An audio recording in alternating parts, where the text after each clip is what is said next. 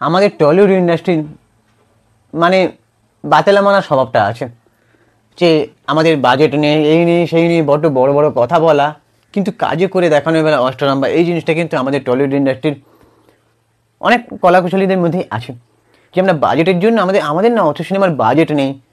আমি বড় বড় আর্টিস্টদের নাম না করেই বলছি, তারা কিন্তু বলেছে যে অনেকবার মিডিয়ার সামনে এসে বলেছে যে বলিউডের মতন তো অত বড় বাজেট নেই আমাদের, তাই এরকম ছবি নির্মাণ করা সম্ভব নয়। সাউথের বাজেট কত, তাদের মতন ছবি আমরা নির্মাণ করতে পারি না আমাদের ছোট ইন্ডাস্ট্রি।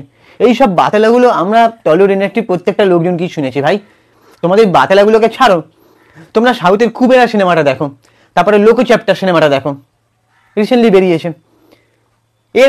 এদের কিন্তু সিনেমার বাজেট বেশি নয়। আমি কিন্তু বলছি তোমাদেরকে, সাউথ ইন্ডাস্ট্রি বরাবরই এগিয়ে ছিল, কিন্তু তাদের সিনেমা যখন থেকে বাংলা ডাব করে দেওয়া শুরু হলো তখন থেকে কিন্তু রিমেক করা বন্ধ হলো টলিউড ইন্ডাস্ট্রিতে। টলিউড ইন্ডাস্ট্রিতে একটা সময় যেভাবে রিমেক হতো, এমনকি যতদূর জানি এনকে সলিল মৌলিক চিত্রনাট্য লিখতো।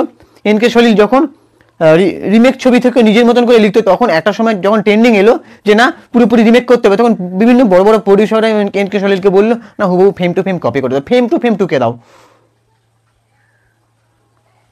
নাহলে এনকে সলিল খুব ভালো একটা চিত্রনাট্যকার ছিল, স্ক্রিপ্ট রাইটার ছিল।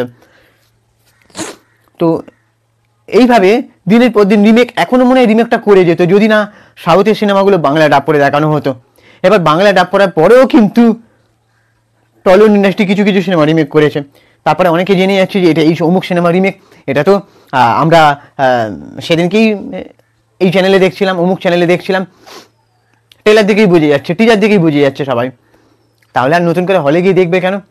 মৌলিক গল্পের উপর তখন যদি প্রথম থেকেই জোর দেওয়া হতো যে মৌলিক গল্পের উপর কমার্শিয়াল সিনেমা বানানো হবে, তাহলে কিন্তু আমার মনে হয় টলিউড ইন্ডাস্ট্রির এতটাই যে কমার্শিয়াল সিনেমা থেকে কোন ঠাতা যেরকমভাবে মুখ ফিরিয়ে নিয়েছিল দর্শক, সেটা কিন্তু হতো না।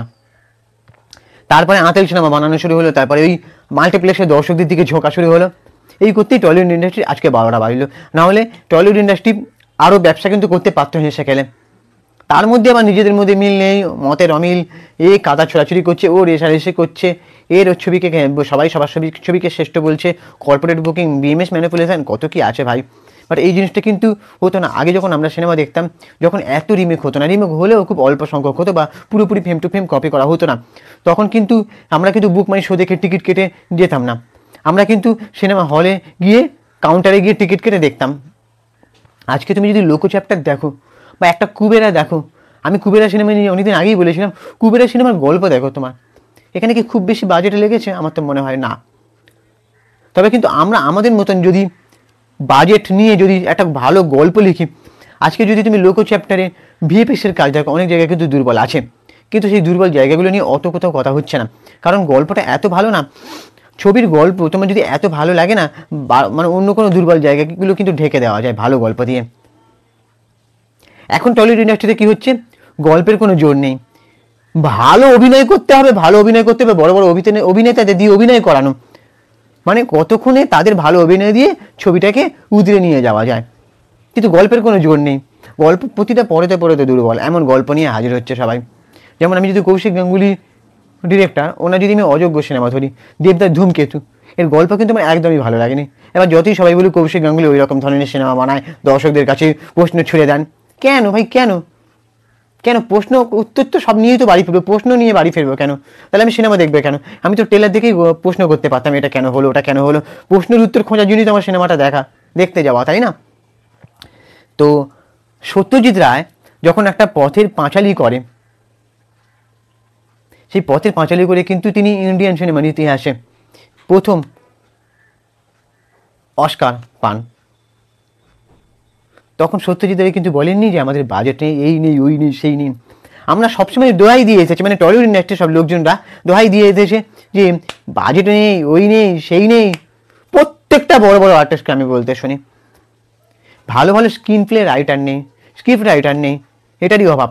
এবারে এই যে রিমেক ফেম টু ফেম কপি করতে করতে না এমন হয়ে গেল, তাদের লেখার এবিলিটিটা নষ্ট হয়ে গেল, যে ভালো মৌলিক গল্প নিয়ে স্ক্রিপ্ট রাইটার খোঁজার জায়গাটা না নষ্ট হলো। তাহলে আরও ভালো ভালো স্ক্রিপ্ট রাইটার আনা যেত, কিন্তু সেগুলো করা হয়নি। প্রথম থেকে যদি মৌলিক গল্পের উপর জোর দেওয়া হতো, তারপরে এখন যেভাবে হচ্ছে সাউথের দেখে দেখে সাউথের অনুকরণ করছে, রঘু দেখাত অনেকটাই সাউথ লেভেল। আমাদের গল্পে কিন্তু বাঙালিয়ানা জিনিসটা হারিয়ে গেছে, কোথাও গিয়ে খুব একটা নেই। শিবনন্দিতা ওনারা যে বাঙালিয়ানা নিয়ে ছবি করতো, এখন তো ওনারা জোনারাটো আস্তে আস্তে চেঞ্জ হচ্ছে।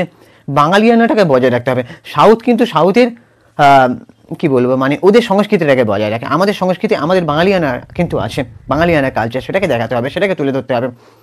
আর সাউথের এমন কয়েকটা সিনেমা আমি দেখছিলাম, তারা কিন্তু কলকাতায় এসে কিছু কিছু সিনেমার শুটিং করে, কিছু কিছু ক্লিপের শুটিং করে। কলকাতা নিয়েও কিছু কথা থাকে কিন্তু তাদের, হাওড়া ব্রিজ এলাকাটায় ওখানটা কিন্তু শুটিং করে সাউথের সিনেমা। অনেক কটা সিনেমা আমি দেখছিলাম, তো আমি সাউথের সিনেমা দেখি। তো কুবেরা, লুকো চ্যাপ্টার, এত ভালো গল্প, অভিনয়, ভিএফএক্সগুলোকে না দুর্বল জায়গাগুলোকে ঢাকা দিয়ে দিয়েছে। তো এটা আমাদের বাংলায় কি করা সম্ভব নয়? আজকে বাংলায় হচ্ছে না, কিন্তু তোমরা দেখবে মালয়ালম ইন্ডাস্ট্রি, কানাডা ইন্ডাস্ট্রি এতটা কিন্তু নাম ছিল না। মালয়ালম ইন্ডাস্ট্রি, কানাডা ইন্ডাস্ট্রি বলতে গেলে গল্পের জোরে এগিয়ে যাচ্ছে।